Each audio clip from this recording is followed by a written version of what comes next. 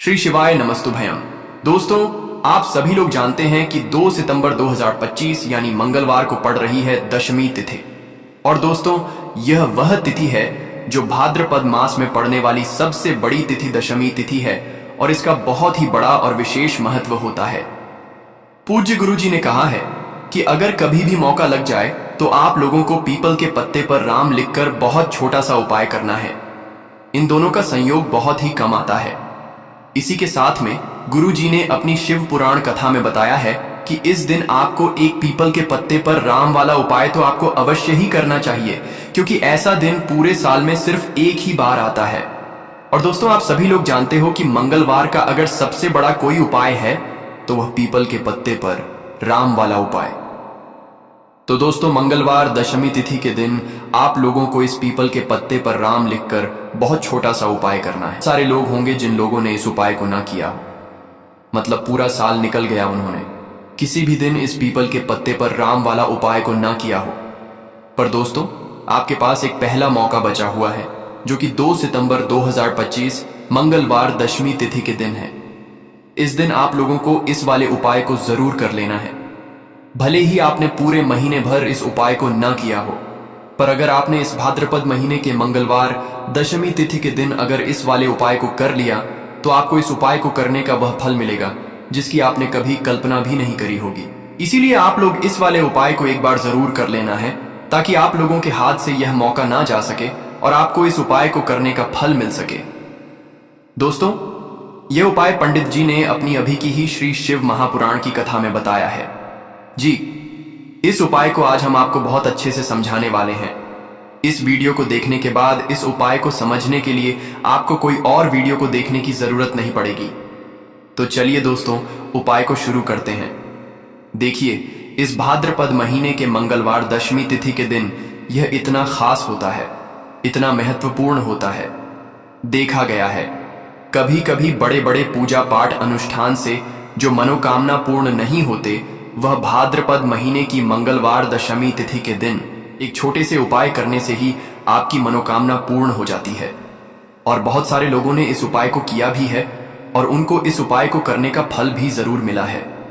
अगर आप लोग भी इस उपाय को करना चाहते हैं तो आप इस उपाय को पहले अच्छे से समझ लेना, सुन लेना, उसके बाद करना। आपको इस उपाय का फल जरूर मिलेगा और इस उपाय को कर लेने से आपके घर में चाहे किसी भी प्रकार की दुख और समस्या क्यों ना चल रही हो, आपको उसका कारण भी नहीं पता है कि भाई यह समस्या किस कारण से चल रही है। उसका कुछ भी कारण हो सकता है, जैसे पितृदोष हो सकता है या किसी भी तरह का मंगल दोष भी हो सकता है। तो इस दिन आप लोगों को यह वाला उपाय कर लेना है। यह एक ऐसा उपाय है जिस उपाय को अगर किसी विशेष दिन पर किया जाए तो भाई उस विशेष दिन का जो है वह तो हमें मिलता ही मिलता है। पर हमने उस दिन पर इस उपाय को किया है तो हमें उससे भी बड़ा फल मिलता है, और फल बहुत जल्दी मिलता है, क्योंकि आप इस उपाय को बहुत ही बड़े और विशेष दिन पर कर रहे हो। तो चलिए अब उपाय के बारे में बात करते हैं। लेकिन उससे पहले आप लोगों को यह जानना आवश्यक है कि आखिर यह उपाय किस समय करना है, किसको करना है और कैसे करना है। तो चलिए हम आगे आपको वीडियो में एक एक करके बता देते हैं। लेकिन उससे पहले अगर आप लोग हमारे चैनल पर पहली बार आए हैं या फिर मेरी आवाज आज पहली बार सुन रहे हैं तो हमारे चैनल को सब्सक्राइब जरूर कर लेना और इस वीडियो को लाइक करके कमेंट बॉक्स में श्री शिवाय नमस्तुभयम ओम नमः शिवाय जरूर टाइप कर देना। तो दोस्तों, इस पीपल के पत्ते पर राम वाला उपाय को हमें इस मंगलवार दशमी तिथि के दिन कैसे करना है, किसको करना है, किस समय करना है और कहां पर करना है, ये सारे सवालों के जवाब आपको इस वीडियो में मिल जाएंगे। और जो ये वीडियो देखेगा भाई, उसको पीपल के पत्ते पर राम वाला उपाय जरूर करना चाहिए, क्योंकि इस दिन पीपल के पत्ते का भी बहुत ही बड़ा और विशेष महत्व होता है। आ जाए पीपल के पत्ते पर राम वाला उपाय की तो यह सोने पर सुहागा वाली बात हो जाती है और यह एक बहुत ही बड़ा उपाय हो जाता है इस मंगलवार का। तो अब दोस्तों, इस पीपल के पत्ते पर राम वाला उपाय को आखिर करना किसको है, सबसे पहले हम लोग वह बात जान लेते हैं।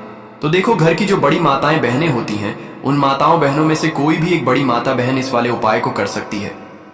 और दोस्तों, अगर आप चाहे तो अपने घर में से सभी सदस्यों को भी इस उपाय को करवा सकते हैं। अगर किसी व्यक्ति की खुद की कोई मनोकामना है, खुद की कोई दुख और परेशानी है जो कि वह अपने लिए ही करना चाहता है, इस वाले उपाय को तो वह खुद अपने लिए भी कर सकता है। बाकी अगर कोई घर में से ऐसा है जो कि अपने पूरे घर परिवार की सुख और शांति के लिए ये वाला उपाय करना चाहता है, तो भाई वह भी कर सकता है, उसमें भी कोई दिक्कत वाली बात नहीं है। कहने का मतलब ये है कि इस उपाय को हर एक सदस्य भी कर सकता है और पूरे घर परिवार के सदस्य के लिए घर की बड़ी माताओं बहनों में से कोई एक माता बहन भी कर सकती है। माताएं बहनें अगर घर में उपस्थित ना हो या वह यह वाला उपाय ना कर पा रही हो, तो फिर घर का कोई बड़ा सदस्य भी इस पीपल के पत्ते पर राम वाला उपाय को कर सकता है, चाहे फिर वह पुरुष ही क्यों ना हो, उसमें कोई भी दिक्कत वाली बात नहीं है। उसके बाद में दोस्तों जो अगला प्रश्न निकल कर आता है वह यह आता है इस उपाय को लेकर कि आखिर इस उपाय को हमें किस समय करना है, सुबह के समय करना है कि शाम के समय करना है। तो देखो, इस वाले उपाय को आप लोग सुबह के समय भी कर सकते हो और शाम के समय प्रदोष काल में भी कर सकते हो। अब अगर आप पूछो कि भाई साहब सबसे उत्तम समय कौन रहेगा इस पीपल के पत्ते पर राम वाला उपाय को करने का, तो हम आपसे बस यही कहेंगे कि इस उपाय को आप सुबह के समय करेंगे तो ज्यादा बेहतर होगा। बाकी अगर प्रदोष काल शाम के समय भी करेंगे तो भी अच्छा होगा, उसमें कोई भी दिक्कत वाली बात नहीं है। तो अब दोस्तों जो अगली सबसे बड़ी और महत्वपूर्ण बात आती है वह यह आती है कि सुबह अगर हम उपाय को करेंगे तो हमें कितने बजे से लेकर कितने बजे तक के बीच में करना है, और शाम के समय प्रदोष काल में करेंगे तो हमें कितने बजे से लेकर कितने बजे के बीच में करना है। तो देखो, सुबह जितनी जल्दी हो सके आप उपाय को करने की कोशिश करना। बाकी अगर किसी कारणवश लेट भी हो जाओ, थोड़ी देर भी हो आए, तो 10 या 11 बजे तक भी आप उपाय कर लेना, पर 12 बजे से ज्यादा देरी ना हो, ठीक है, इस बात का ध्यान रखना। उसके बाद में दोस्तों अगर शाम के समय प्रदोष काल की बात करें, प्रदोष काल का जो समय होता है वह शाम के 6 बजे से शुरू हो जाता है। मतलब शाम के 6 बजे से लेकर 7 बजे के बीच का जो समय होता है, ये समय प्रदोष काल का समय होता है। तो आप इस उपाय को 7 या 8 बजे के बीच में भी कर सकते हो। मतलब शाम के 6 बजे से रात 8 बजे के बीच में आप कभी भी इस वाले उपाय को कर सकते हो, उसमें कोई भी दिक्कत वाली बात नहीं है। हमें किसी भी दिन आपको पीपल के पत्ते पर राम लिखकर बहुत छोटा सा उपाय करना है। ऐसा समझ लीजिए जितने भी आपके शत्रु हैं, जो भी आपके विरोधी हैं, दुश्मन हैं, जो आपको हर तरफ से परेशान कर रहे हैं, अब उन शत्रुओं की अकड़ निकलेगी, शत्रु का किया कराया भी तुरंत हट जाएगा। जब मंगलवार में आप इस छोटे से उपाय को करेंगे तो देखिए आज की वीडियो विशेषकर उन लोगों के लिए ही है जो अपने जीवन में शत्रुओं से और दुश्मन से बहुत ज्यादा परेशान हो चुके हैं। देखिए, जगत जननी माँ जगदम्बा का हम मंगलवार में पूजन करते हैं और उनसे जुड़े हुए उपाय करते हैं। साथ ही साथ आपको बता दें कि मंगलवार में संकट मोचन हनुमान जी का पूजन करने से और उनसे जुड़े हुए कुछ उपाय करने से जीवन के बड़े से बड़े कष्ट भी क्षण भर में दूर हो जाते हैं। तब बहुत कम समय में आपके शत्रु और आपके विरोधी आपके जीवन से दूर हो जाएंगे। आपके दुश्मन लाख कोशिश करने के बाद भी आपका बाल भी बांका नहीं कर पाएंगे, अगर आप मंगलवार में इस छोटे से उपाय को कर लेते हैं। अब देखिए, आज का जो समय है यह कलयुग का समय है, और कलयुग के एकमात्र देवता जो अपने भक्तों के जीवन से सारे कष्टों को दूर कर देते हैं वह स्वयं है संकट मोचन हनुमान जी। और संकट मोचन हनुमान जी का पूजन अगर आप मंगलवार में करते हैं और उनसे जुड़ा हुआ यह छोटा सा उपाय अगर आप मंगलवार में किसी भी दिन कर लेते हैं, तो ऐसा समझ लीजिए आपके जो शत्रु हैं, आपके जो विरोधी, आपके जो दुश्मन हैं, ये किसी भी तरह से आपको परेशान करने का प्रयास कर लें, आपका बाल भी बांका नहीं कर पाएंगे। दूसरी चीज, अगर आपके शत्रु ने आपके ऊपर कोई भी तंत्र मंत्र करवा रखा है, कोई भी जादू टोना, कोई भी ब्लैक मैजिक आपके ऊपर करवा दिया है या करवाने का प्रयास कर रहे हैं, ऐसा समझ लीजिए वह किया कराया आप तक पहुंचेगा ही नहीं। और अगर आप तक पहुंच गया है, कोई भी ब्लैक मैजिक तुरंत हट जाएगा जब आप इस छोटे से उपाय को मंगलवार में करेंगे। देखिए, उपाय छोटा है लेकिन बहुत महादिव्य चमत्कारी है। मतलब उपाय को करने में ना तो आपका ज्यादा समय जाएगा, ना ही इसमें आपके ज्यादा पैसे लगने वाले हैं। और ऐसा समझ लीजिए कि एक बार ही अगर आपने इस उपाय को मंगलवार में कर लिया तो इसका महादिव्य चमत्कार आप खुद देख लेंगे। तो मंगलवार के जो 9 दिन होते हैं ये बहुत ही सिद्ध दिन होते हैं। मतलब मंगलवार के दिनों में 9 माता रानी हमारे घरों में आती हैं, अपने भक्तों के जीवन से कष्टों को दूर करती हैं। साथ ही साथ आपको बता दें कि मंगलवार के टाइम पर जब भी आप संकट मोचन हनुमान जी के उपाय करते हैं तो मां दुर्गा की आपको असीम और विशेष कृपा मिलती है।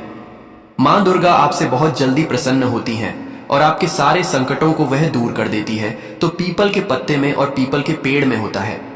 देवी देवताओं का वास पीपल के पेड़ में श्री हरि विष्णु साक्षात मां लक्ष्मी वास करती हैं। पीपल के देव में हमारे पितरों का वास होता है। पीपल का जो पेड़ होता है, इसका पूजन करने से शनिदेव की कृपा, उनका आशीर्वाद मिलता है। और पीपल का पत्ता जो है, इसका उपाय मंगलवार में करने से व्यक्ति के जीवन से बड़े संकट और कष्ट दूर हो जाते हैं, जिसमें कि शत्रु और आपके दुश्मन जो हैं, ये पूरी तरह परास्त हो जाएंगे, चारों खाने चित हो जाएंगे और कभी भी आपका कुछ नहीं बिगाड़ पाएंगे। अगर यह उपाय आप करते हैं तो देखिए, यह उपाय स्त्रियां भी कर सकती हैं, पुरुष भी कर सकते हैं। किसी भी दिन आप इस उपाय को कर सकते हैं, ठीक है ना। इसमें दिन आपको नहीं देखना है कि किस दिन करें, जिस दिन आप चाहा उस दिन इस उपाय को आप कर सकते हैं। तो मंगलवार दशमी तिथि के दिन आपको पीपल का पत्ता तोड़ना नहीं है, उससे एक दिन पहले ही तोड़कर आप पीपल का पत्ता ले आ, या गिरा हुआ जो पत्ता होता है पीपल का, वह आप ले लें, ठीक है ना। बस इस चीज का आपको ध्यान रखना है कि मंगलवार दशमी तिथि के दिन पीपल के पेड़ से कोई भी पत्ता हम नहीं तोड़ते हैं। इस चीज का आपको विशेष ध्यान रखना है। तो आपको लेना है पीपल का एक पत्ता और शुद्ध जल से उसे साफ कर लेंगे पहले, जिससे कि धूल मिट्टी अगर पीपल के पत्ते पर हो तो वह हट जाए। फिर गंगा जल का थोड़ा सा छिड़काव, यानी थोड़ी सी छींटे आपको इस पीपल के पत्ते पर मारनी है, और इस पीपल के पत्ते को फिर कपड़े से पोंछकर आपको साफ कर लेना है, बिल्कुल सुखा लेना है। अब आपको लेना है थोड़ा सा सिंदूर, जो केसरिया वाला सिंदूर आता है, जो हम संकट मोचन हनुमान जी को चढ़ाते हैं, वह केसरिया सिंदूर आपको लेना है। थोड़ा सा जल डाल के इसे गीला कर लेंगे और इसी सिंदूर से इस पीपल के पत्ते पर आपको भगवान राम का नाम लिखना है। अब किससे लिखेंगे? माचिस की तीली ले सकते हैं, उसे लिख सकते हैं। किसी भी तरह से आपको भगवान राम का नाम इस पीपल के पत्ते पर लिखना है। एक आपको चमेली के तेल का या सरसों के तेल का दीपक तैयार करना है, और एक कोई भी आपको लेनी है मिठाई में।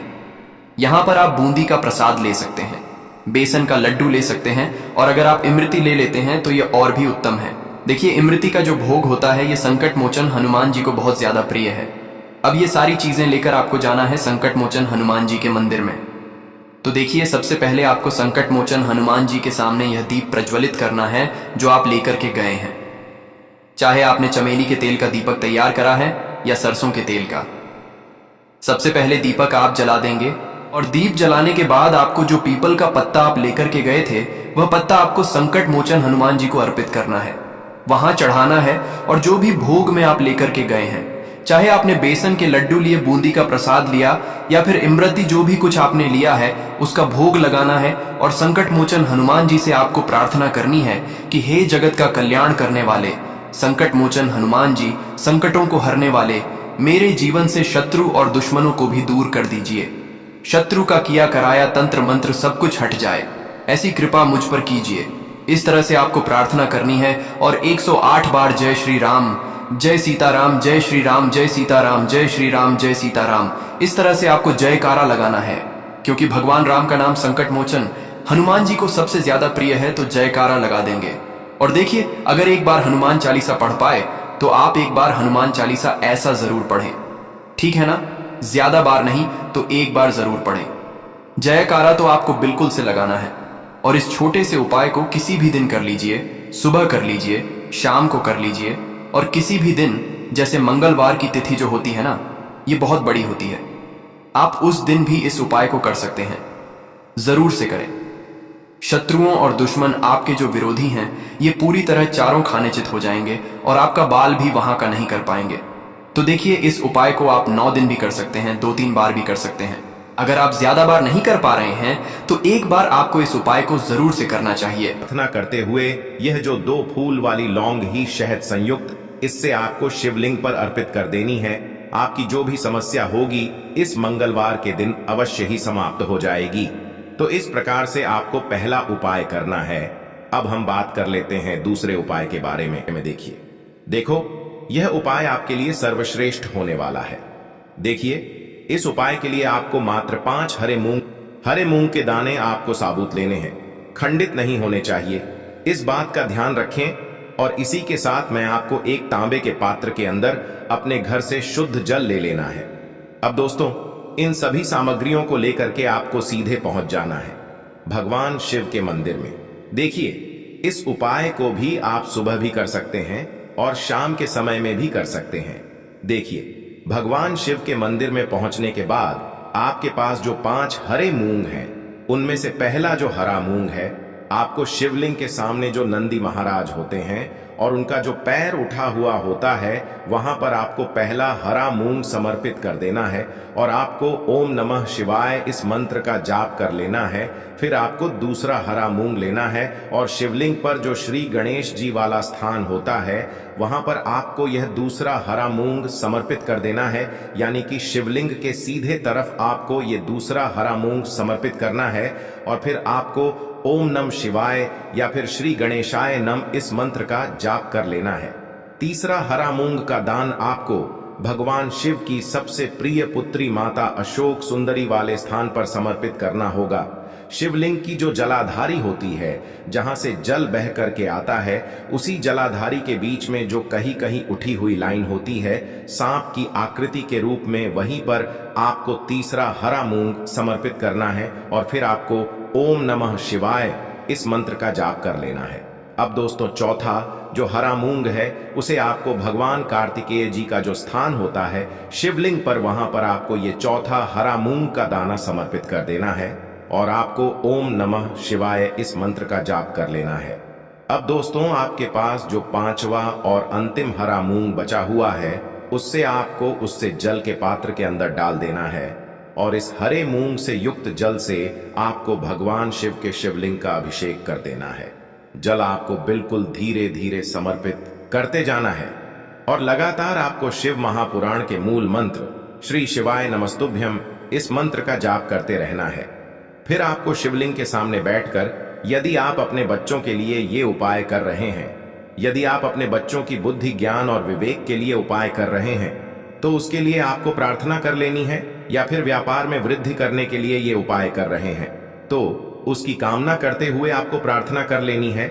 या फिर अपनी नौकरी के लिए कर रहे हैं, या फिर अपने इंटरव्यू के लिए, या फिर धन की प्राप्ति के लिए कर रहे हैं, जिस भी कामना के लिए आप उपाय कर रहे हैं, उसे परिपूर्ण करने के लिए आपको महादेव से प्रार्थना कर लेनी है और फिर आपको वापस अपने घर आ जाना है। पूज्य गुरु जी ने कहा है कि जो भी व्यक्ति इस उपाय को कर लेता है, तो यकीन मानिए आपके जीवन की जो सारे संकट, कष्ट और बाधाएं ही, वो सभी समाप्त होंगे। अब हम बात करते हैं अगले उपाय की। इस उपाय के लिए आपको एक दीपक लेना है। दीपक आप मिट्टी का भी ले सकते हैं और शुद्ध आटा मढ़कर उसका दीपक भी आप तैयार कर सकते हैं। दीपक के अंदर गोल बाती का प्रयोग करना है और दीपक के अंदर आपको शुद्ध घी का प्रयोग करना है। इसी के साथ में आपको मात्र एक फूल वाली लौंग लेनी होगी। अब यह एक दीपक और एक फूल वाली लौंग लेकर के सीधा आपको पहुंचना होगा बरगद के वृक्ष के वहां पर। देखिए, सबसे पहले तो आपके पास जो एक फूल वाली लौंग है, उससे आपको बरगद के वृक्ष की जड़ में समर्पित करना है। देखिए, अगर आपके जीवन में कोई भी बड़ा संकट आने वाला है, कोई भी बड़ा कष्ट आने वाला है, तो वह इस उपाय के माध्यम से दूर होने वाला है। महादेव की विशेष कृपा रहेगी कि जो भी संकट आपके जीवन में आने वाला होगा, वह भी दूर हो जाएगा। तो आपको एक लौंग समर्पित करनी है बरगद के वृक्ष की जड़ में और वहीं पर आपको जो है गोल बाती वाला दीपक जो आप लेकर के गए हैं, उससे भी वहां पर प्रज्वलित कर देना है। वटकेश्वर महादेव का स्मरण करते हुए देखिए, जब भी आपको जीवन में इस साल लगने लगे कि आपके जीवन में कुछ भी अच्छा नहीं चल रहा है, तब भी आप कोई उपाय करना है, तो इस प्रकार से आपको ये उपाय करना है। अब हम जान लेते हैं चौथे विशेष उपाय के बारे में। देखें, यदि आपके विवाह में, शादी में कोई भी समस्या आ रही है, यदि आपका जो कर्ज है वह दिन पर दिन बढ़ते ही जा रहा है, तो आपको ये चमत्कारी उपाय करना चाहिए। कोई भी समस्या अगर जीवन में है, तो उसे दूर करने के लिए आप कोई उपाय करना चाहिए। मंगल दोष से जुड़ी हुई समस्या भी है, तब भी आपको ये उपाय करना चाहिए। देखिए, इस उपाय के लिए आपको एक तांबे के पात्र के अंदर अपने घर से शुद्ध जल लेना है और इसी के साथ में आपको एक चुटकी लाल चंदन लेना होगा।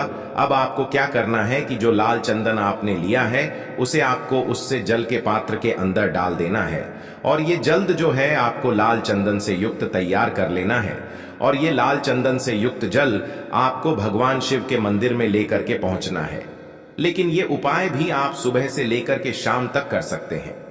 अब दोस्तों, ये जो लाल चंदन से युक्त जल है, इससे आपको भगवान शिव के शिवलिंग पर धीरे धीरे अर्पित कर देना है और आपको लगातार श्री शिवाय नमस्तुभ्यम इस मंत्र का जाप करते रहना है। देखिए, यदि आपके जीवन में विवाह से जुड़ी समस्या चल रही है तो आपको मंगलेश्वर महादेव का स्मरण करना है, और जीवन में अधिक कर्ज की समस्या है तो आपको आरण मुक्तेश्वर महादेव का स्मरण करना है। देखना, एक दिन आपकी सब तरह की समस्या जल्दी ही समाप्त हो जाएगी। तो इस प्रकार से आपको ये चौथा उपाय करना है।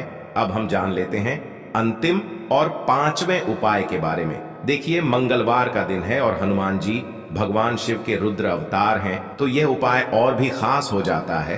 तो ये जो उपाय है, विशेषकर आपको हनुमान जी के वहां पर ही करना होगा। देखिए, जब भी आपको ऐसा लगने लगे कि आपके जीवन में जो कर्ज है वह समाप्त ही नहीं हो पा रहा है, दिन प्रतिदिन बढ़ते ही जा रहा है, कष्ट जो है वह दिन प्रतिदिन बढ़ते ही जा रहे हैं, कष्ट जो है वह समाप्त ही नहीं हो पा रही है, यानी कि जीवन में जब भी कोई विपदा आती है, संकट आता है, तो हमें संकट मोचन हनुमान जी के मंदिर में जाना चाहिए। लेकिन यह उपाय बहुत ही खास है।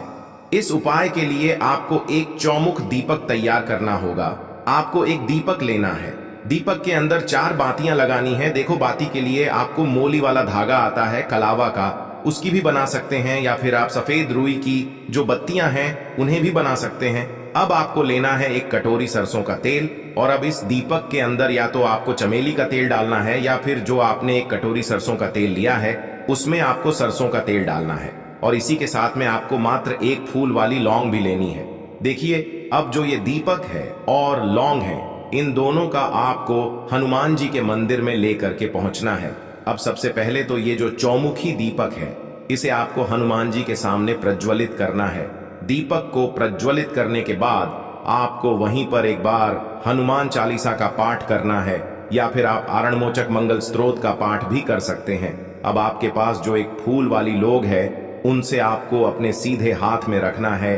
आपको प्रार्थना करनी है हनुमान जी से कि जीवन की जो भी संकट है, विपदा है, वो सभी आपकी कृपा से दूर हो। और ये जो एक लौंग है, इससे भी आपको उससे चौमुखी दीपक के अंदर डाल देनी है और अपनी मनोकामना बोल देना है। गुरु जी कहते हैं कि कुछ दिनों में ही आपकी सब मनोकामना पूरी हो जाएगी। तो इस प्रकार से ये सुंदर सा और सरल सा उपाय करना है। बात कर को लेना है एक गोल बाती का दीपक।